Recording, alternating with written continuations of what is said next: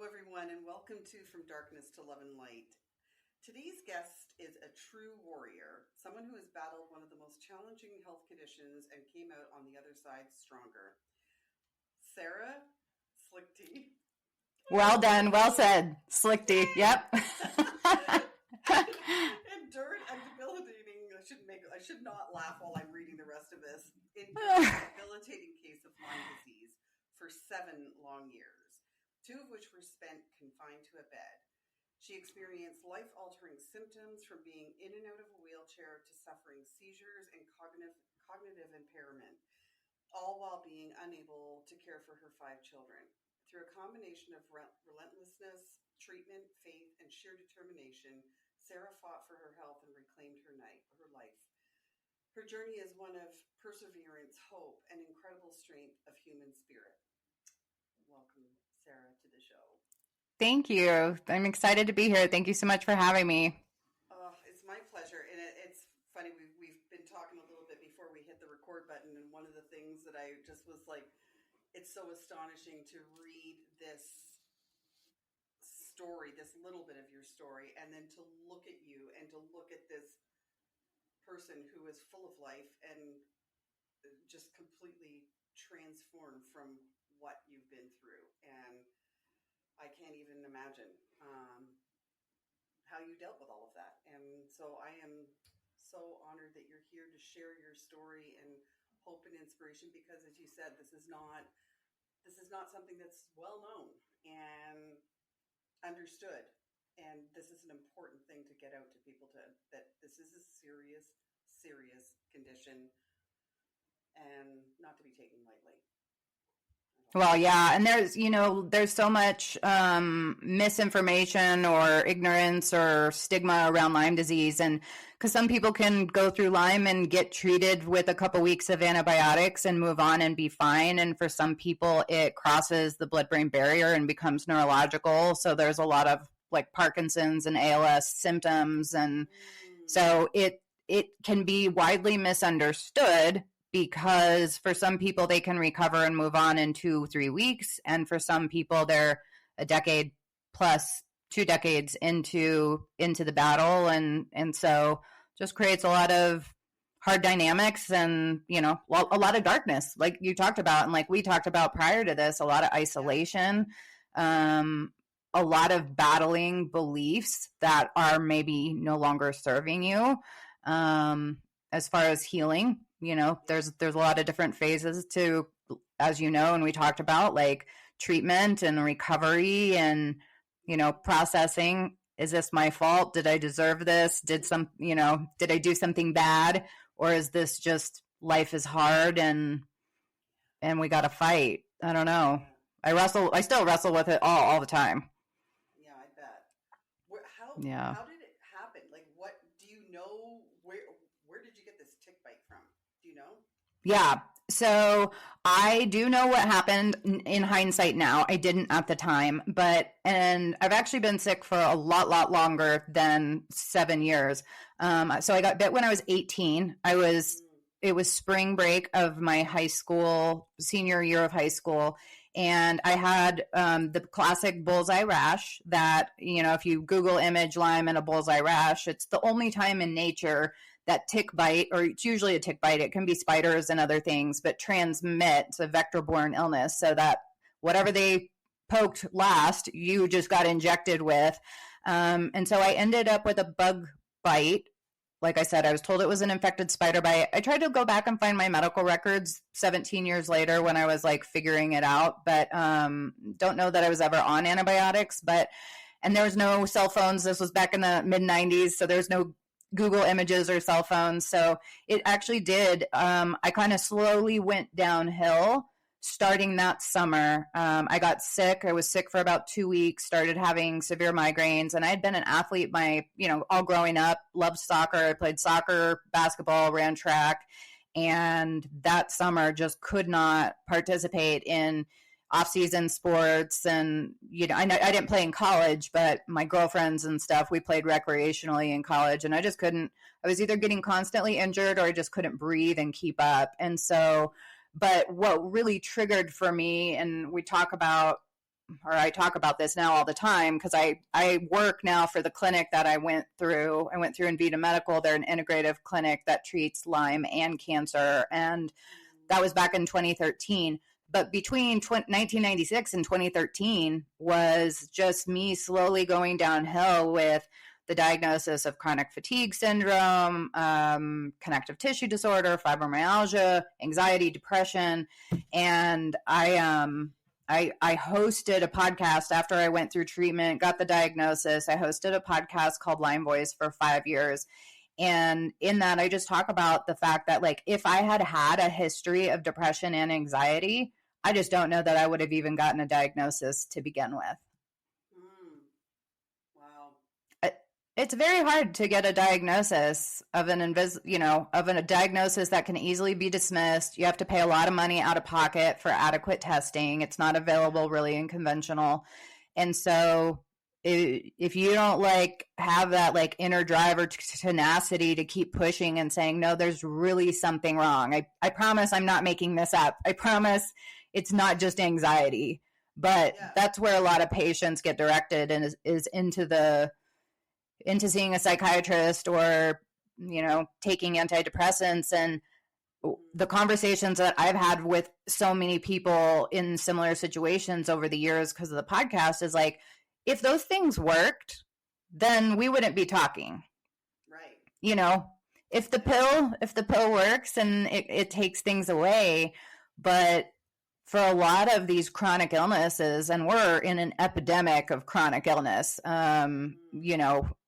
when my parents are in their 60s and, they watched me go downhill in my 20s and, then very sick in my 30s. And really it kind of consumed a decade of my life as far as the diagnosis, being bedridden, and then going through treatment and recovery. And, my parents are we didn't know anyone growing up who was chronically ill. And now, even personally, I know a ton of people who have chronically ill teenagers and kids in their 20s, and because there's a lot of chronic illness. There is, yeah. Just so stress or whatever too, right? Not necessarily just from Lyme disease, but from so many different things. But yeah, it's terrible. Yeah. So mine was it was slowly going downhill, but during my pregnancies and then even following my pregnancies, I had a couple car accidents that were minimal and I should have recovered and just couldn't recover from anything. And so that was a long process. By the time I started, 2012, 2013, totally disabled, bedridden at that point. Again, my family didn't know what to do. No one in my community. I didn't know anyone who was 28, 29, 30 years old who couldn't get better and couldn't get out of bed for weeks at a time. And I mean, I think I called every medical professional I ever knew in my entire life just saying, who doesn't get better? And with Lyme, it was so hard because it was just I have fatigue. I can't keep up. Right. But you got to keep up when you got 5 kids and businesses to run and jobs to sustain and all that stuff. So yeah, it was really a downward spiral. And then when it got to the point, it wasn't just about fatigue, it was, losing the ability to walk and, but it wasn't every day. It was rotating pain, Lyme attacks neurologically. So some days my legs would work, some days they wouldn't, some days I had balance, some days I didn't.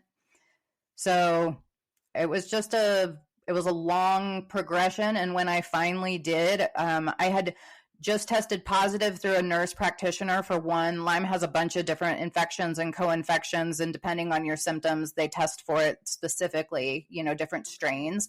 But I had a nurse practitioner and she said, hey, I don't know anything about Lyme disease, but she said, this is a Lyme infection. And she said, I'm not the person to treat you. You need to go find someone else for better testing. But she said, the only reason I know anything about this is I didn't learn any of it from med school, she said, but my daughter had to come home from college for 4 years because she got Lyme disease in New York. And she said, you have a lot of the same symptoms. So that was the beginning of getting testing. And then, again, I had a diagnosis of fibromyalgia, but so they hand you more meds and pain meds and pat you on the back and tell you to come back in 3 months. And I was at the point where I'm like, I'm not going to be alive in 3 months. Like, this is, so yeah, getting a diagnosis was huge. And that's a big part of the process of helping educate people on, what it takes and the testing. And so it was kind of just a long downward spiral. Where did you end up getting the diagnosis from? So like I said, originally in New Mexico, just from like a very basic Lyme test, and just one bacterial infection showed up. But then I went out to Invita out in Scottsdale, and they are one of the largest integrative clinics in the U.S. And Arizona has some of the best integrative laws. So even the treatments and stuff that you can do are different. So I went out there really out of desperation of just not knowing exactly. You get diagnosed with autoimmune stuff and there's not a lot of answers. And what I've learned, I was a patient at Invita and then hosted the podcast for 5 years. So I got a ton of phone calls, in similar to this. And then that led to me eventually working for them. So I work as a patient educator, talking to patients who are considering, and then as a patient advocate as well. So just what I've learned is the process of getting testing. I wasn't alone in that, not having a diagnosis. And even though I know a lot of people, a lot of patients, because I've worked on site as a patient care coordinator now. And then I, did a bunch of coaching calls with patients who were looking for information. But that's a big part of it is without a diagnosis. And what a lot of people don't understand is like the conventional medicine testing of Lyme. It's called Western blot and ELISA. And there's a lot of false negatives because it's based off of one, it's usually a blood test, and Lyme can go in and out of your bloodstream. So it can go into soft tissue, it can attack organs, and it rotates. But it's also that it not only rotates and moves throughout your body, it compromises your immune system very much like AIDS. And so you don't show positive because your immune system isn't working. It's not giving those antigen responses because it's compromised. But then for some people, they'll go through treatment for that like known bacterial infection. And what happens is the immune system is so compromised, like a teeter-totter, that you may be addressing the bacterial infection with antibiotics or something, but that viral infection load will skyrocket, or parasitic infections, or mold, or heavy metals, or there's all sorts of other factors that create an atmosphere where the body's just like in a downward cycle and spiral because you don't have an immune system. Wow. Yeah. That's insane. Just to think that it's crazy. Can happen from this one little bug bite, right? Like, I mean, yeah. It just blows your mind. It's just wild. I call it unfathomable. Mm-hmm. Because it's insane what it does. It's insane what it does to your nervous system if it gets in there, and really how hard people have to fight to treat it and recover. And, even at Invita, they have a very different approach. Most doctors treat, a 15 or 30-minute appointment once every few weeks. And for the late stage chronic neurological Lyme patients, it's just not enough. So we treat people 5 days a week, Monday through Friday, and it's more intensive. And it's because we need to address all those factors. So for me, it was just huge because I wasn't just on the antibiotics. I was on antibiotics plus all these high doses of vitamins, plus nutrition, plus mindset, plus, all the stuff that goes into recovery. You're just on a big learning curve. And it was really confusing for me to when I got to the treatment center. I was there for 9 weeks. And it was confusing to me because I'm like, oh, well, I just have fibromyalgia. I just have chronic fatigue. And I've seen it since then too, as an employee working there. A lot of the Lyme patients live a much lower quality of life than even the cancer patients, which didn't make sense to me because I'm like, well, they're fighting for their lives. Like, they're sick. I have fatigue. And it was like a huge process for me to be like, no. Like, we're all fighting for our lives in different ways. Cancer is more quantifiable, but the impact, the fatigue factor, when you can't get up and when you need to get up and do 14 things and you can do 2 of them, you just fall behind on life. So for sure. Yeah, exactly. Yeah. Yeah, so it was kind of a progression of understanding. And then as soon as that doctor said Lyme disease and did you ever get bit by a tick, I was like, no, I had a spider bite one time and went and Google imaged right away, bullseye rash, and right away, like, saw the bug bite I had from 17 years ago and was just like, oh my gosh, started connecting the dots and then realizing, in a sense, it can be very empowering for people to have a diagnosis because then they know what they're fighting for and fighting against. And then you can find places like Envita that offer treatment, but it can be very daunting as well because then a big part of the process of people is like, you get diagnosed with Lyme and you're like, oh, finally, for me, I'm like, finally, I know what's going on. Like, now we can deal with this. Yeah. And then you get into this rabbit hole, black hole of medical misinformation, lack of services. It's not covered by insurance. Most people have to travel outside the state they're in to find treatment. And so then like for me, I started like Yolanda Hadid from The Real Housewives. She had written a book called Believe Me. Her whole journey is very public. Shania Twain, at this point, Justin Bieber. That's right. Yeah, I forgot about that. Yeah, so then you start realizing like, oh, this has been going on a long time. People have been saying this for decades and it's being widely ignored by the medical community, but it's a real thing. And I was one of the first people. I was living in New Mexico at the time and I had applied for disability. I got denied 3 times. I did not get approved until my 4th appeal. And I had like 1,700 pages of medical records at my court hearing. And I was one of the first people and I fought for it. Like, I had a diagnosis, like I said, of chronic fatigue, fibromyalgia, connective tissue disorder. But I fought really hard because at that point I had already been through treatment and stuff to get chronic Lyme put on as my diagnosis for disability, because same thing with my illness. That's why I started the podcast. I'm like, no one should have to suffer like this. And no one should have to fight this hard to justify the fact that they're having seizures and being offered nothing. Yeah, exactly. Yeah. How prevalent is it, Lyme disease? How many people does it affect? Do you have like any like numbers or whatever, or? I mean, maybe, yeah. So LymeDisease.org is like a great organization. They're one of the longest running not-for-profits. They have a lot of updated information. Like we experienced during COVID, what you hear on the news may or may not be the actual truth of what is going on. In the medical community, there's a lot of misinformation. So I think like last I checked a few months ago on the CDC website, it says, for a long time, it said 300,000 people a year in the United States. And I think then it got bumped up to 500,000.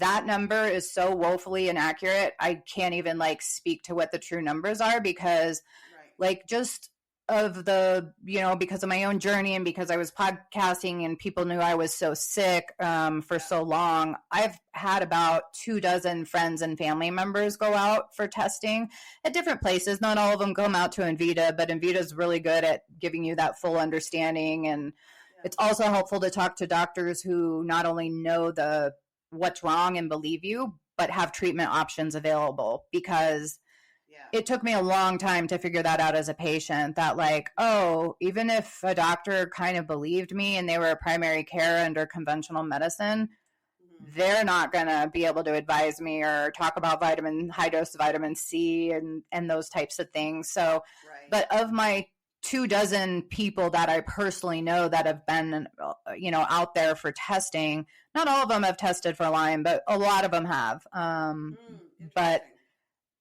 but there's no one has left empty-handed either, and that's why the testing is so good, is because it's addressing that. What is going on virally? What's the parasitic load? What's driving the immune system to not be able to fight off this infection? Because a healthy immune system can fight off an infection. And it's like sometimes you get people's labs back and it's like, oh, well, there's 5 tick-borne infections, 2 viral, a parasitic, and heavy metals. Okay, well, where's that heavy metal burden coming from? Is it coming from their drinking water? Is it coming from, the house they're living in? Is it mold? So there's a lot of like piecing together the puzzle of why people are sick, but it's a hard journey because conventional medicine doesn't have a lot of answers for the chronic Lyme community. No, not at all. Yeah. Yeah. I mean, I know like not far from where I live, there's an area near the lake, and it is renowned for being tick infested. And like they're, just be careful if you're going to go into the park or whatever, make sure that you wear, long pants and socks and tuck your pants into your socks and all this stuff. And I'm like, well, I'm not ever going to go there. I'll tell you that much. But I mean, it's all over the place. Like you hear about like tick infestation or whatever in this area and that area. Like I hear it here all the time. So people are obviously. Oh, it's worldwide. Yeah. Yeah. It's worldwide for sure. Wow. And we have a lot, as a patient educator, I'm on the phone a lot with patients, and we have a ton of patients coming from Canada because while Canadians have access to affordable health care, or I don't know if you consider it affordable, but technically it's supposed to be affordable. Yeah, it's basically, yeah. It is, but like the medical system is running so slowly that it doesn't keep up with cancer or Lyme. And then if you get diagnosed with fibromyalgia, you're offered pain meds, maybe, and some antidepressants. It's same in England. China has like off the chart numbers for Lyme disease. We have a ton of patients from Mexico. I mean, it's all over. Wow. Germany's huge. Like Germany puts signs up all over the place as well. And I lived in Colorado for several years, right by Pikes Peak. Beautiful, gorgeous area. People come and do trail hikes. There's like 22 trails like right off of my backyard. And after my whole epic journey with Lyme and stuff, I consciously don't live in fear. Like I don't, but the thought of like tucking in my pants, and I'll do it every once in a while, tuck in the pants, douse myself with bug spray and go do something like that. But in general, I stick to the pavement because I just can't handle the thought of it. Yeah, exactly. Well, it's funny, like my little grandson and my granddaughter, like I'll take them for like a walk behind her house. There's just like a path, and they were talking about like ticks or whatever not long ago. And there's some like higher grass on the one side of the path that they don't cut. And the other side is just normal grass. And they're like, hey, just stay away from there. Just stay over on this side. Like, I mean, this is before me even knowing we were going to have this conversation with you, like just to know how severe it is. But I was scared. I mean, I don't want them to get bit by a tick. And if it's that, if it's out there that much, like this is scary stuff. Like we have to really be careful what we're doing, like, I don't know. Like I love to go for walks in the woods and stuff like that. And I don't want to stop doing that. But by the same token, we really have to be aware and be very, very cautious, obviously, Yeah, you'll hear it in different movies. Do you know Larry David? He did Seinfeld and then Curb Your Enthusiasm. Yeah. So he has been speaking about Lyme disease for a long time. In Seinfeld, they would talk about someone having Epstein-Barr, but having Lyme and what was it and chronic fatigue. But in an episode he did, I don't know, 6 or 7 years ago on Curb Your Enthusiasm, he was talking about this. His friend couldn't get better and she wasn't feeling good. And he was like, well, have you been walking in any long, tall grass lately? And she was like, well, yeah. So she goes to the doctor and gets diagnosed with Lyme, which first of all, rarely ever happens that quickly. Like, Right. you know, but it's for the show. But she like gets on two weeks of antibiotics and then she's fine and up and functioning. And then it was just like it's the most hilarious. I've watched it like over and over because she's basically like, whatever, like I'm fine. Like what's the big deal talking about how bad Lyme disease is? And he's like, every time I talk to someone about Lyme disease, like it always comes back to bite me. And, you know, I experienced it as a recovering patient. Like here I was doing this podcast to help people for free. It was free to them. It was costing me time, energy, and money to do it, but like wanted that information to go out there. And yet it was like, especially on social media and stuff, it was a difficult endeavor because the community, the Lyme community in general, especially the chronic Lyme community, is so sick and so defeated by the medical system, by the lack of understanding within their own communities and families, that it's a hard group to be a part of long term and protect your own mental health in the process. So it's a weird thing because I'm like, oh man, if you've gone through Lyme, we're all on the same team, right? Well, there's some people who are like, oh, well, use antibiotics, don't use antibiotics. Holistic is the only way to go, you know?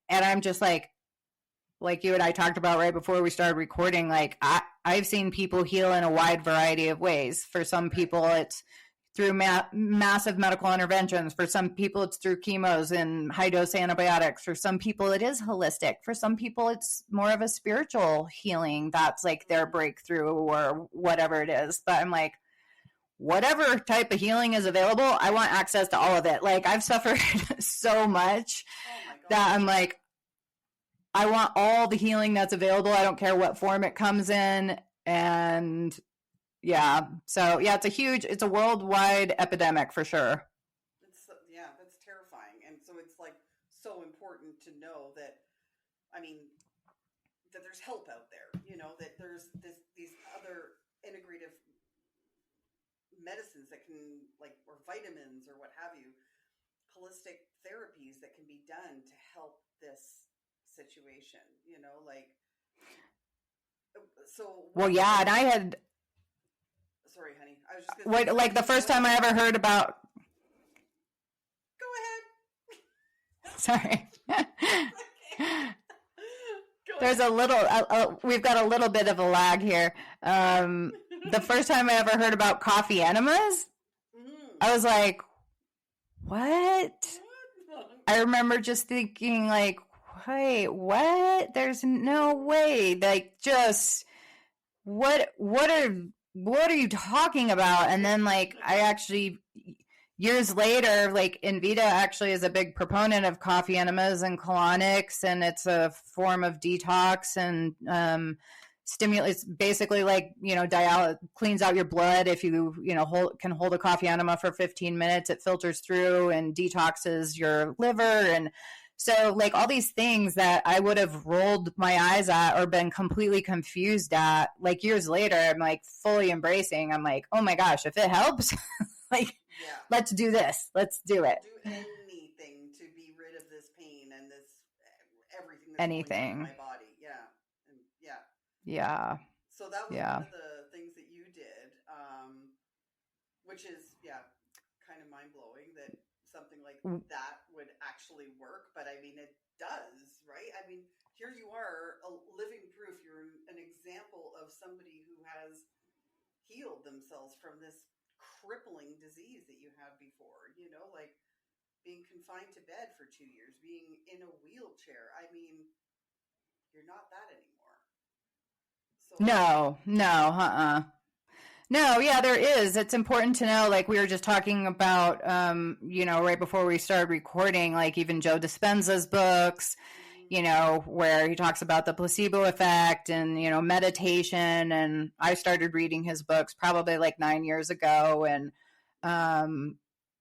you know, it was interesting. I said at the beginning of, you know, when patients come to Invita, they're usually there with us, you know, for anywhere for 2 to 3 months.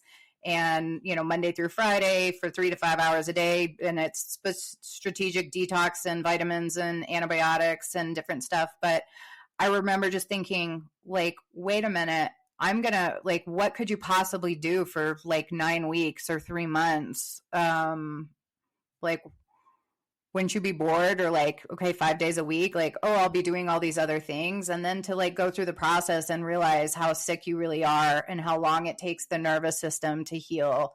And, the education that goes into it, it's just a completely different realm that I'm so thankful most people don't understand. Even my family members, I had a brother who had spinal meningitis when he was real young and brain damage from that, and eventually passed away at a young age. And my journey was just so much different. So my parents have gone through, the loss of a child, and yet my journey was so different, and they believed me because they understood the impact of chronic illness and brain damage and different things. Right. But also there's a wearing out factor, that there's a compassion fatigue that happens with families and stuff because they don't know how to help. They don't also know if they fully believe you or what to do. And so, yeah, it's a weird journey that very few people understand. And so that's why I use the word unfathomable, just because it is.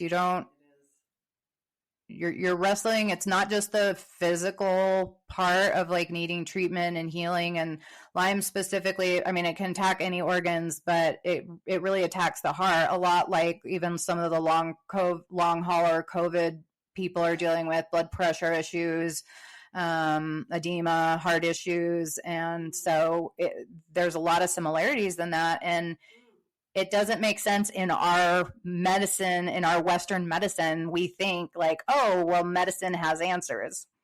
Right. And sometimes they do. Yeah. And they're really good for acute things like a broken bone or a stent that needs to be placed. Right. But looking at you as a whole person, and not just like, okay, go see the cardiologist. Okay, go see the neurologist. Go see this person.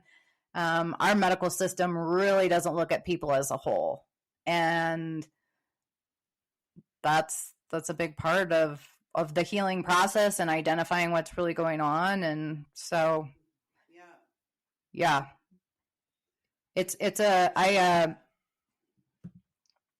I love them. Yep. I'm a big advocate long before I worked for them, just because of what they've done for me, and were able to repair and restore the and the way they do their antibiotic treatment, specifically in Arizona. It's based off of what's called IPT therapy. So it's insulin potentiated therapy, where they use a metabolic approach. You come in fasting and they utilize small amounts of insulin and actually mix the antibiotics with glucose and other shuttling agents so that it can cross the blood-brain barrier. Right. So for me, it's not instantaneous. It's, it's not a cure-all. I always tell people it's not a cure-all. It's not a silver bullet, but it's the best thing I'm aware of as far as repairing that. And for me, it was about that fourth or fifth treatment, probably 5 or 6 weeks into treatment, where it just felt like a light switch went back on in my brain. And my balance was better. My gait was better. I could finish my thoughts, complete a sentence without losing my train of thought. There's a lot of dementia type patterns, brain patterns that we deal with. So, yeah. So I did, while I was doing Lyme Voice, I met someone within my community who I knew and she had dealt with, and she was young. She was not even in college when I met her. But when she finished college, by the time she finished college, she'd gone to film school, and she had a diagnosis of Lyme. And same thing, she ended up going out to Invita for testing because she couldn't find it here in New Mexico. And she, as her senior project, I had told her, I was like, I have so many documentaries in my head about chronic illness. Like, I'm just dying to do a documentary about this. So her and she directed it, and I'll make sure you have the link and stuff in the bio. But we did a film called Disappearing from Society, and it's 17 minutes long, and it features me and then 3 other people that I met along the way, some of which through the podcast, and just all our own individual stories. And it's the similarities of like loss and suffering are really similar, the longevity factor for a lot of people, but it's like we talked about, there's just a lot of isolation, there's a lot of learning, there's a lot of self-advocating that you have to learn how to do in order to come out and get to the other side. So, but that was a really, we still send that out on a regular basis. It gets downloaded, and to me the title was so indicative of just how I felt. I'm like, and I felt it more than once, that I was in my life, but not really. No, I was just living. there. Yeah. Not living. Yeah, existing. Yeah. Yeah. Yeah.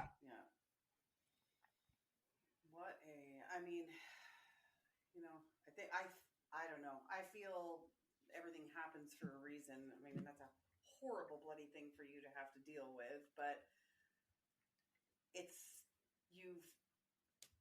you're here advocating for other Lyme, diseased people, and that's what you're here for. This is what, it's so important. Like, there's nobody else that's doing this that I'm aware of that we need to talk about this. Like, there's probably so many people out there that probably have Lyme disease. I mean, who knows? Frig, maybe I bloody well have it. I don't know. I have chronic fatigue all the time. I don't know. But it's quite possible, right? Like, I mean, if you've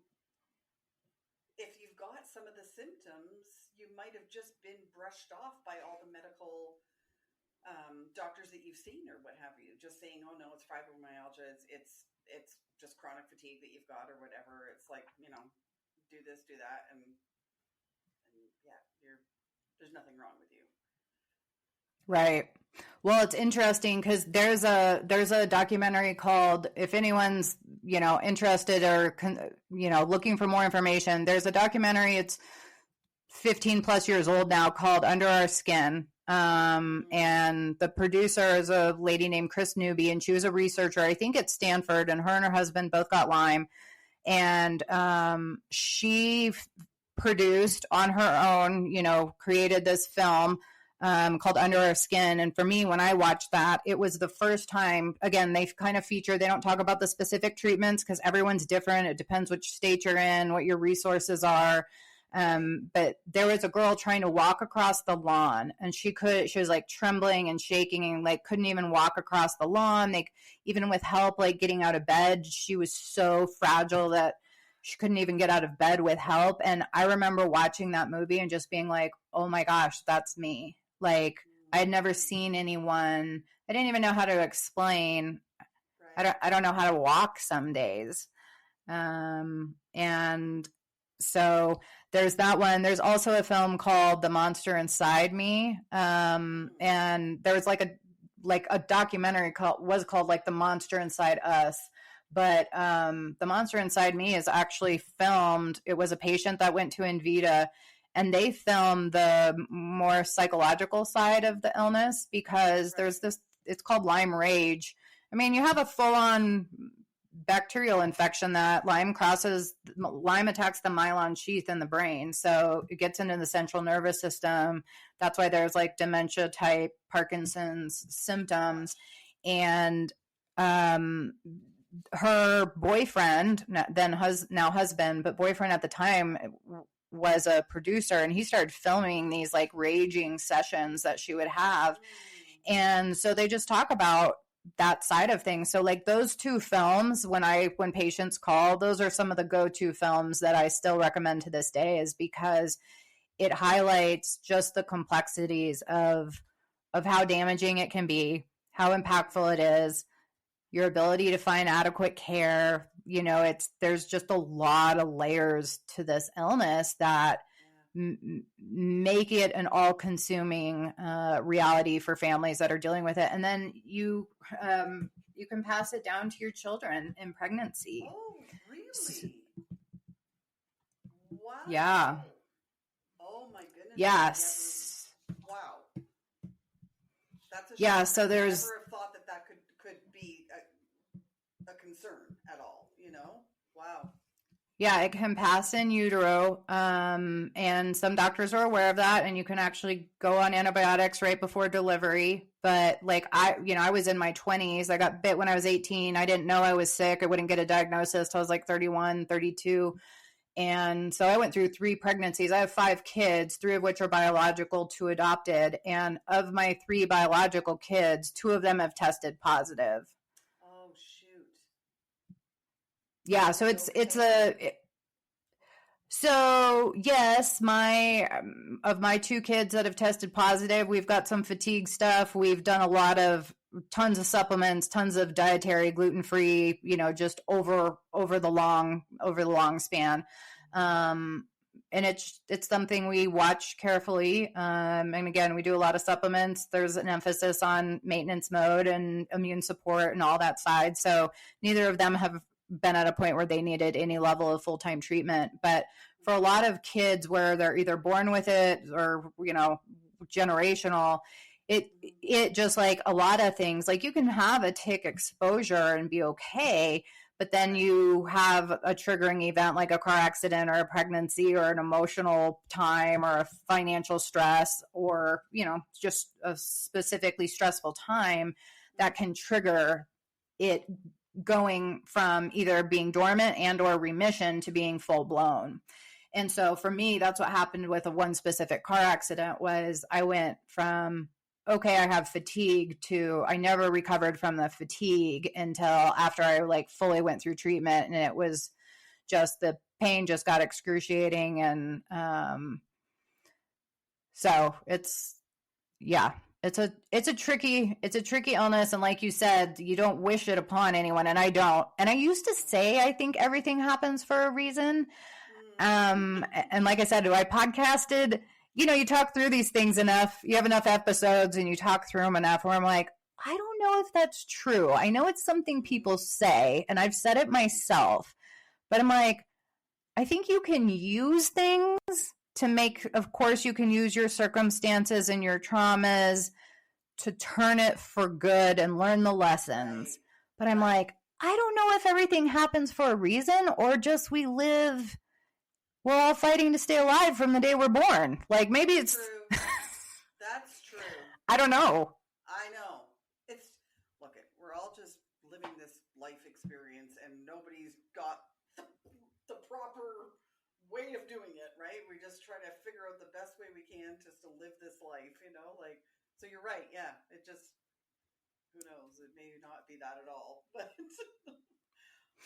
yeah, I don't know. And I the thing that came from it, especially doing the podcast for that, I think there's still I've taken some of the episodes down, but there's still about 140 episodes wherever people listen to podcasts and stuff. But I just met, yeah, it's called Lyme Voice. Lyme Voice, right. Okay. Yeah, Lyme. That's, it's super important to let people know that that's out there still, because like we were talking before we hit record we talked a lot before we hit record actually. But that's important because like it could be something that, maybe that podcast was, whatever, 5 years old or something like that, but this person is currently going through that right now. And that particular episode might really resonate with what's going on in their bodies at this time. So it's really important that people know that it's still available to listen to. And I'm glad that you did that. I'm so glad that you have that and it's still there, so that's fantastic. Yeah, it's a great resource. I still use it all the time. That podcast or that documentary, it's only 17 minutes, Disappearing from Society, that's available on Vimeo. And again, you'll have the link and all that. But and then LymeDisease.org is that not-for-profit that I highly recommend if you are looking for local resources, doctors, adequate testing. Some testing you can do at home through your local practitioners. But what I have found over the years, like I said, with the people that I met through the podcast, plus my own friends and family members, is even a lot of times doctors don't know what testing to do, and then don't even once they get the results. Like my pediatrician actually told me this when I tested after I went through treatment and got better.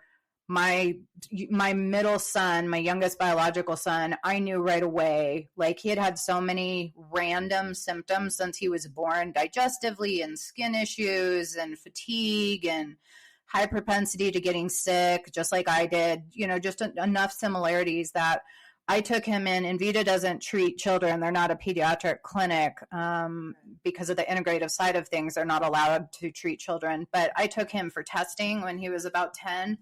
And that was just one of the things I just knew from my own journey and the symptoms that I had. I was like, oh, there's something that's like really wrong. But before I took him out there, I had gone to my pediatrician and said, hey, and I knew her really well. I'd already been with her for like 12 years. I was lucky enough to have the same pediatrician. So we knew each other really well. She knew how sick I had been. She knew what Invita had done for me. I mean, clearly she saw me like up and functioning and living my life again. And she said, I can run these tests, but she said, I need to be honest with you that I don't really know how to read them or what to do with them after I run them.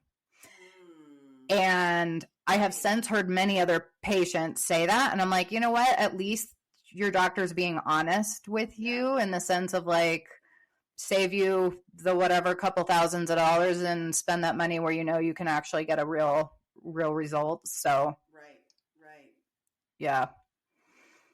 Yeah. It's a crazy journey. I mean, you and I talked about it briefly. You've interviewed already a lot of guests who have gone through certain amounts of trauma. And like we talked about, when people, so I've been through treatment. I'll give you my like full story.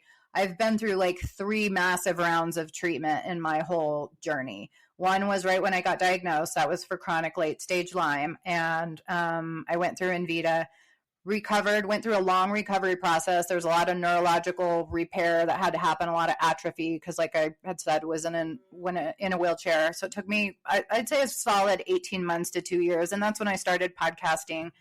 And then I recovered, and, I think I would have said I was probably like 90% cognitively and physically. And then I got another tick bite in Colorado.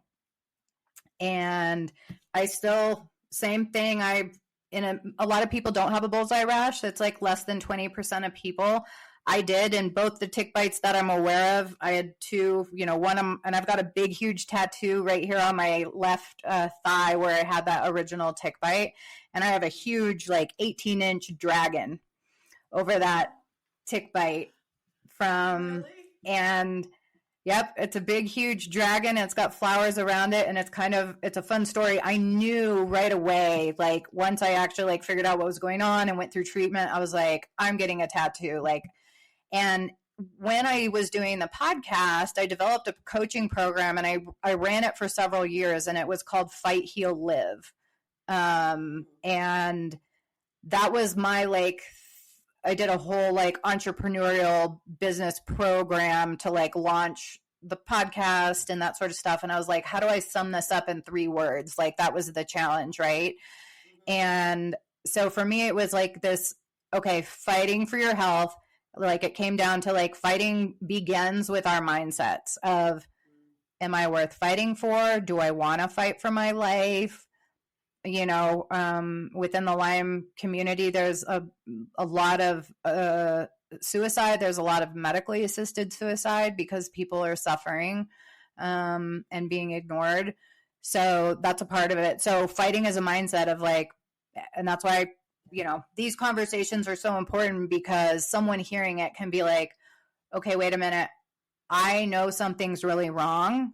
And I also am in a fight for the life that I want to keep or want to restore. Right. So that's part of it. So that fighting, but then the healing part, I always said healing consists of choices. And sometimes those choices are going to treatment at a major facility. Sometimes it's doing the coffee enemas at home. Sometimes it's, it's crystals and it's understanding Reiki. And I actually had a patient when I worked at the clinic as a patient care coordinator. I actually had a patient who did all of her treatments with her Reiki teacher on the phone. Oh, wow. Love it. That was the one and only. That has never happened again or since or anything. But I was just like, huh, interesting. I would have never thought of that, but that's how she got through treatment. Love it. Yeah. Yeah. Yeah. Yeah. It's just, it's such an inspiration to know that, you know, there is treatment. You are living proof that the treatment helps. Like, and it's, nobody is, if they're suffering as bad as you have suffered, they don't have to suffer anymore.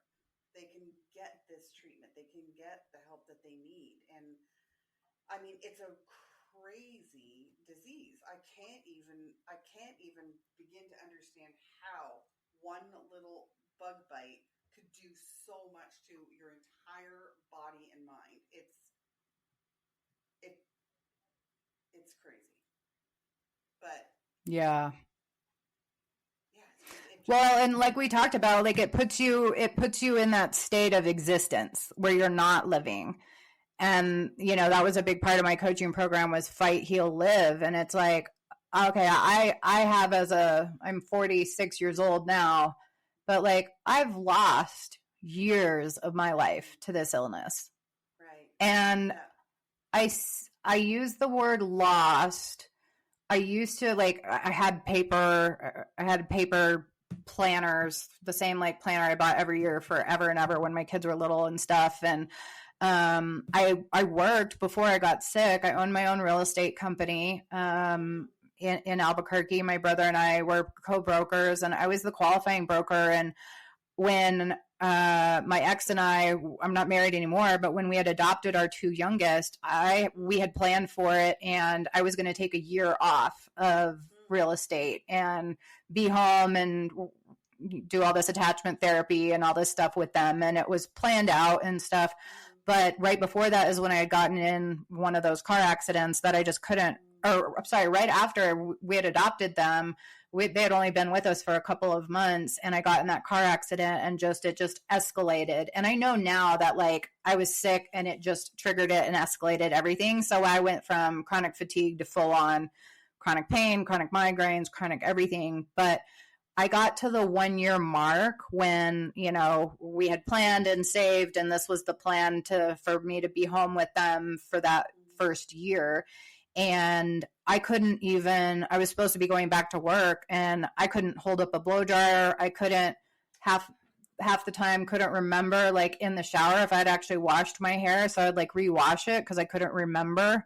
Oh my goodness. It was like all these weird things. And so that's one of those, you know, those conversations that, like I said, I wouldn't wish it on anyone in any capacity, and have truly lost years. And I would write in that planner, like, if there was a day that like I had 20 minutes before I would like hit this invisible wall of fatigue, then I would kind of write like lost a day on my planner over and over again. And I regret I had about 7 years of these paper planners that I ended up throwing out because they were so overwhelming to me, because they were filled with medical appointments, lost days, canceled plans, you know, events that I missed, that I started to tell people, like my friends and family and stuff. And I have a girlfriend, and she's very private, very much an introvert. Her and I are very different. And she hosts like a once a year open house every year in June at her house and they kind of do like a big group birthday party. And I remember the first year having to just be like, I don't even understand what's going on, but like, I can't come. It was like a Sunday afternoon or whatever. And then I remember the second year, like literally not being able to come again. And then by the third year, like having to try to explain to her, like, I'm so sorry. Even if I don't do anything else this weekend, I don't have the like strength and stamina just to come even sit on your porch. Like, and I missed 4 years of her party. And you know, it was her main event that she did. And so I started to like tell people like, my heart is with you. Like, I want to be there. My heart is with you, but I don't understand what's going on, but I can barely hold my head up, let alone like get dressed and function. So yeah, it's a horrendous journey for sure. But, you know, like we said, it puts me in a position as an advocate to be able to speak very differently to the people who I'm talking to, who are like, hey, and a lot of the conversations I have, like, most people are not treatment naive. By the time they find a place like Envita and are willing to come spend 2 months with us, it's usually because they've been on their own couch for 2 or 3 years and aren't living their lives. And so most people have been through treatment, a lot of treatment. And that's emotionally another really difficult thing, is to like be at a place where you're like, I'm really scared and I don't actually know if this is going to work, but I need to keep fighting. Yeah. So you learn a lot of lessons, you know, when you're ever, my God. I mean, it's, you know, thank God that you're smart and that you're strong and that you're a fighter and you have got all this information together to help other people and along their journey, you know, like, and you know, I thank you for doing all that on behalf of all of those people out there that are suffering right now, that are going to listen to this podcast, hopefully, and find answers to their health, you know, like get the help that they need. Because there's no, you know, I mean, and you're here, you know, you may have lost some of those years, but you've got all the rest of your life to enjoy, and you're in a healthy state, and that's wonderful. Like, that's the most important thing now. Yeah, it is. And that's, you know, it's loss on a lot of levels. There was relationship losses. You know, people ask me all the time, like, oh, did Lyme contribute to your divorce? You know, and I'm like, well, it didn't help. You know, there's lots of people, there's lots of reasons why people's marriages end in divorce and stuff. But it's like, okay, Lyme adds a lot of stressful factors into your life, and the longevity is, you know, probably the biggest thing. But so like I started to say, like I went through treatment for late stage chronic Lyme in 2013, recovered, got a new tick bite. It was neurological instantly, like within, I say instantly, it was in like 6 or 7 days. I had full-fledged neuropathy in all 4 limbs, full-on heart palpitations, instant skin rashes, like, and you know, there's a stress factor, right? I knew what was going on. But so this was in 2018. I walked into the ER in Colorado and said, and I had pictures, and I still have the scar to this day, but I had pictures of like right when it started happening and how it progressed and then started to fade. And the doctor, this was in 2018, literally said to me, well, there's no Lyme disease in Colorado, so it can't be Lyme. And I'm like, so much medical PTSD like was running through my head at that point of just, I can't fight the medical system and this illness all over again. And I literally called my doctor and at Envita and said, hey, if I can find someone to write prescriptions for me, what do you recommend? And then reestablished myself as a patient and ended up flying back out there and doing testing and treatment again. So that was a very different journey. That was like an acute case, and we dealt with it. I worked, you know, throughout treatment and that sort of stuff. And I was podcasting at that time. So I talk about going back through treatment, but emotionally. And then I did and then several years later after that, after getting COVID, I had a really hard time recovering. And it was like, oh, is this COVID or is this chronic Lyme again? And so for me, and I'm not alone, we get a lot of these phone calls, people who are post-COVID with both Lyme and cancer, it's taking them out of remission. So I did a 2-NET protocol that was very different than the protocols I had done because my infection loads were different. It was more driven by COVID than it was Lyme, but it compromised my immune system in the same capacity. So it's yeah. I've met some of, to this day, through the podcast mostly, and then through the people, a couple patients that I've met at work, at Invita. I've just met some of the strongest, most tenacious, like it's introduced me to a level of people that, it's one thing to talk to people who have gone through something short term. It's another thing to talk to people who have like endured, who have overcome, which is like the beauty of this podcast is it's about overcoming. It's about turning the darkness into light, but it's about like meeting people. Like one of the things we talked about on the podcast, which I still to this day don't fully understand, but a lot of books address it, is so much of fighting with a long-term chronic illness comes down to worthiness.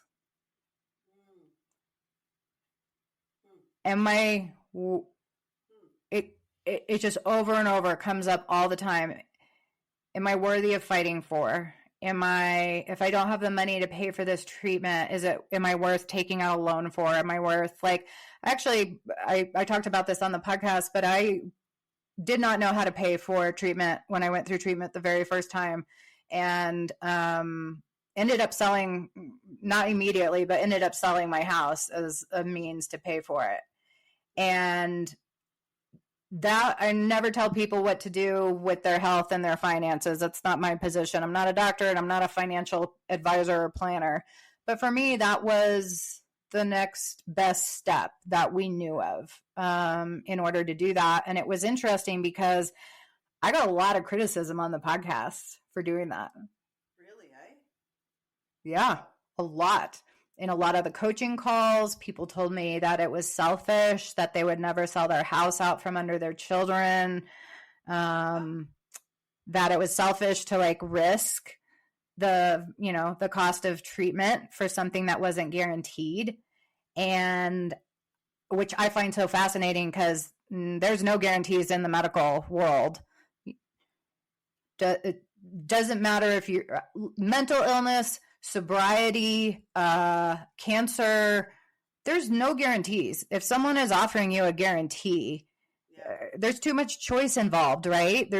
People have to choose every day to heal over and over again. And it's not like this one time, okay, go through treatment, especially for the long-term things. It's like, go through treatment, develop new habits, to lead to recovery and then hopefully remission, and develop different mindsets like we were talking about. Like there's thousands of steps involved. So to just think like, oh yeah, you can just go to treatment and you're just going to be magically better after having chronic fatigue for 15 years. Like it doesn't work that way. It's a journey. It's a journey.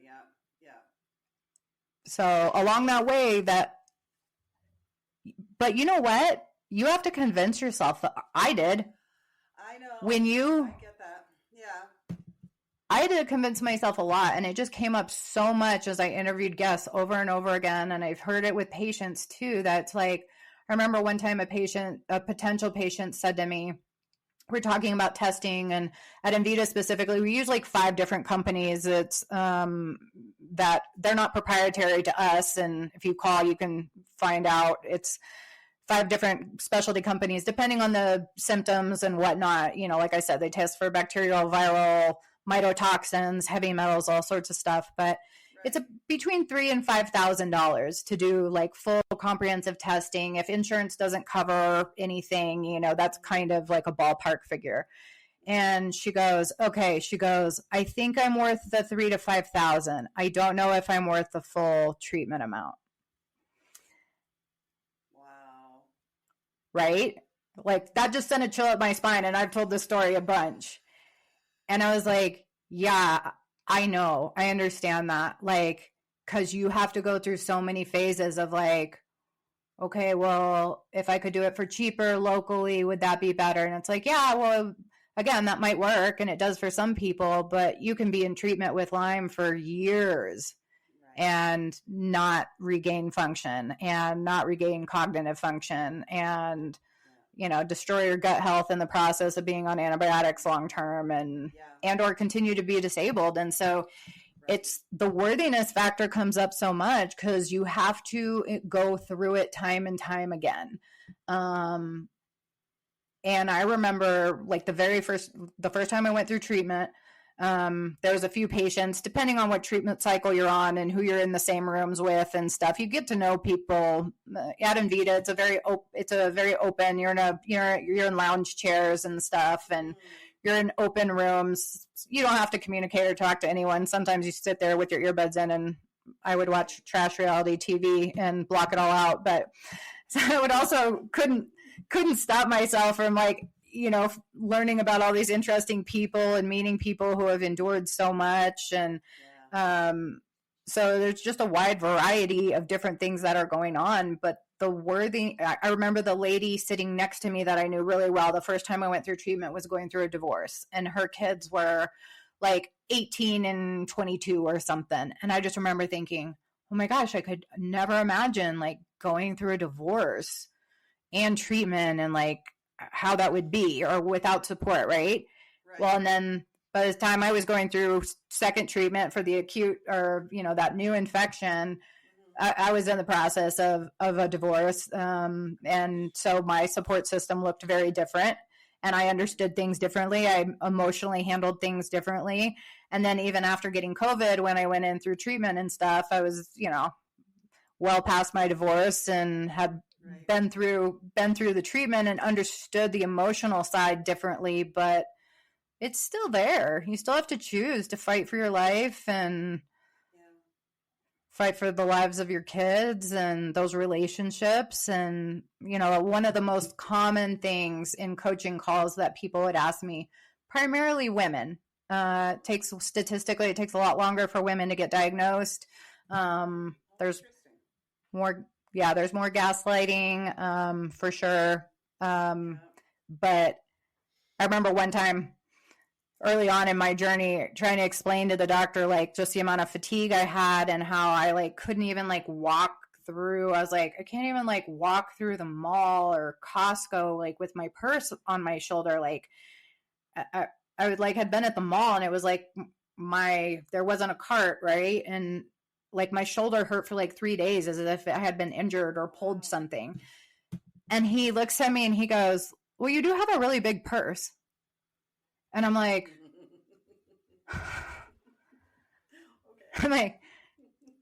the size of my purse is actually not the problem. It's the fact that I've carried that purse forever, never had a problem, and ran my own company and raised my children. And I had another doctor say something very similar, where I was trying to explain how air hunger was like one of my major symptoms, why I couldn't exercise or do anything. Like my heart rate went above a certain amount. I could not breathe. It was like being an asthmatic that got triggered if my heart rate went too high. And I was trying to explain to him how I could not breathe. And this is a common thing in the Lyme community. It's called air hunger. It changes the way your body actually like metabolizes oxygen. And so you truly are like trying to suck up air like an asthmatic, even if you're laying in bed trying to fall asleep. So I was explaining, like, especially with stairs, like I couldn't walk more than 4 or 5 stairs without like stopping and like gasping for air. And he goes, and I said, I've got 5 kids and I had a 2-story house. And he goes, well, yeah, like 5 kids is a lot. And I'm like, again, like, wait, the number of kids I have is irrelevant to the fact that I can't breathe after walking up 5 steps. Right. I have a 2-story house. I ran my own business. Yeah. I adopted these kids on purpose. I wanted more of them. Like, that's not the issue. The issue is I can't walk up my stairs. I can't carry my own purse. And you guys are telling me I have anxiety. And I'm like, I had a neurologist literally tell me that I had video of my seizures that were taking place sometimes in the middle of the night. And it was like, and it's in the documentary, like, looks like my like legs are like, I described it as like my legs were just like turning to stone. because they would tighten up in these like muscle spasms that I couldn't get out of that eventually led to seizures. And he would not watch the video of the seizure. And in his chart notes, he said that day that I was causing the seizures from anxiety. Is that even possible while you're in your sleep to do that? If I was that great of an actress, I would. But I don't think so. If I was that good of an actress, I'm like, I don't even know how to act like that. I don't even know how to fake it. I don't know what you would gain by that. But like, if I was, I wouldn't be here doing this. I'd be making a lot more money. Right, exactly. Yeah. Unbelievable. Yeah. But that's so sad though, right? Like just to think that nobody is taking you serious. What is going on in your body that they're not taking you serious? And that's terrible. Yeah, so that's where the worthiness factor comes in like weird ways, because you're like, I have to keep fighting. Do I believe in myself enough to keep advocating for myself, to keep saying, no, there's something really wrong? Like, and that's why I said, like, I feel like if I had had a history of anxiety or depression, which a lot of people do way prior to having this illness, if I had had that, I think I would have I'd been dismissed so many times, but had been so high functioning and not dealt with that I was just like, no, this can't be anxiety. Like, I can't get out of bed. Right. Why is this anxiety? Yeah. Pain. Yeah. The pain and all. Yeah. No. That doesn't. Yeah. So it's powerful to be able to connect with people on a regular basis who have gone through these journeys alone, a lot misunderstood, a lot gaslighted, a lot of medical PTSD, and just say, hey, you know what? Like, I don't actually have specific answers for everyone, right? Like, I can say, hey, here's some testing options you can do locally. Here's, if Invita is an option, here's an option.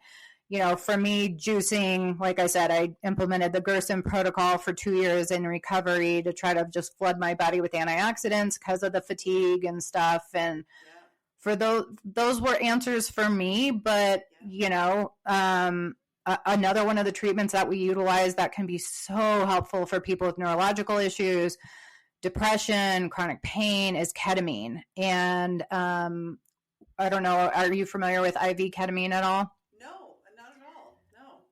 So I have an episode on there. It's like one of the top 10 episodes on Lyme Voice, and it just says the therapeutic benefits of IV ketamine, and Invita uses it strategically. So there's antibiotic days, detox days, and then ketamine in and of itself is like a antibiotic treatment, and they do heavy doses. So like a 3-hour dose, 3-hour drip of ketamine, and it's like being in a weird dream for 3 hours. You're not aware of like time and space in the same way.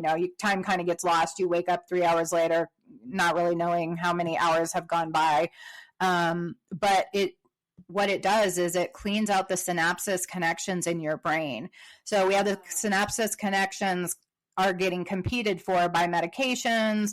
Those neurological pathways get broken by trauma, by illness, by different things in our lives. And ketamine actually goes in and like creates a chemical bridge, repairing some of those neurological pathways, those neural pathways. So like things like that, I, just was completely unaware of. And it doesn't work for everyone, even that treatment. It's about 70% of patients respond to it. I was fortunate that was one of the things that was really helpful for me, but it's not for everyone. But I feel like because of the journey that I've been through, I can just say that in a different capacity of like, I don't know exactly what pieces are going to fit together for your puzzle, but together we can at least keep having these conversations to figure out what the next step is. Because like you said, there's times where you're going through traumas and grief where it's like, okay, I don't actually know what the next year is going to look like, but I have to just focus on today. What can I do today? That's right. Yeah. Fascinating. What a story. What a community. Good on you. You are a very powerful woman. Thank you. I received that compliment. It's also been, like you and I talked about, like it's a mutually rewarding endeavor to advocate for the community. And I just see it. People suffer so much in this community that they want to give back like instantly. And I'm actually usually the one telling people, like, don't give back right away. Finish healing. You'll be Lyme will still be here when you're done. Cancer will still be here when you're done healing. Like, it's not going anywhere, but like it's such a hard journey to heal both the physical and then the emotional long-term components when there's years of grief and loss. Yeah, absolutely. There's so much, so much that goes along with it, like that you have to work through, and that's not going to be an easy feat, but you can do it, like just one day at a time, one step at a time, right? Well, yeah, and like finding people who can be there. It's another one of the conversations I have with people. I'm like, some people come in with a huge support system, like to go through treatment, and some people come in by themselves. And I have had patients, and like, just, I know I said that earlier, but it truly does. Like, I have a couple patients looking back on from years ago that, thinking of them does send a chill up my spine because they were alone. They were disabled. They were not existing. They'd been living on their couches. They maybe had a couple people in their lives who believed them and maybe didn't. And we're like, okay, I can't continue living this way. And chronic Lyme, the neurological Lyme, it's a progressive disease. It doesn't just go away if you ignore it. Right. It turns into all sorts of stuff. A lot of our patients that are being treated for cancer are simultaneously, because we have that understanding of infectious disease and that background of understanding chronic infections and what they can do to the immune system. And we do all that testing for those root causative factors, like viral, fungal, heavy metals. A lot of our patients that are going through oncology treatment are simultaneously being treated for Lyme or other bacterial or viral infections. Interesting. So, and that doesn't happen in conventional oncology at all, where those things are being dealt with. Right, exactly. Yeah. Yeah. I know. I mean, it's a crazy journey. It is a crazy journey, and thank God Amvita's there to offer this alternative therapies too that just are helping, which is incredible. Yeah, and people say that all the time. They're like, why doesn't, like, if this is so helpful and good, like, why doesn't everyone offer it? And I'm like, oh, I wish they could. Like, you don't realize what the state you're in, like, dictates the laws and the treatment options that are available to you. So I'm like, man, going to treatment in Arizona versus Texas versus Tennessee or Michigan. And there's a patient care coordinator that is a good friend of mine that works at Invita still. And she worked in Michigan for years at a psych hospital as a patient advocate before she was a patient care coordinator. And she was talking about, the psychological side, the rage, and, just the grief that comes with it. She said that at the psych hospital, every single person that had been admitted, whether voluntarily or not, for however long that they were there, they ran every single person through Lyme testing. Oh, wow. Interesting. Wow. Yep. And so this has been going on for 15 plus years. So that's like an interesting thing because they're aware of it, the psychological implications of it. However, the testing that they're using is pretty inadequate. So there's a ton of false negatives of like, okay, here's this component that we know can be a factor for people, but unless it's like a new infection, it's not necessarily going to show up. So yeah. So that's why there's just a lot of education involved in the whole journey. And like your podcast says, like turning that darkness into light is it's a crazy journey. Yeah. But you've done it.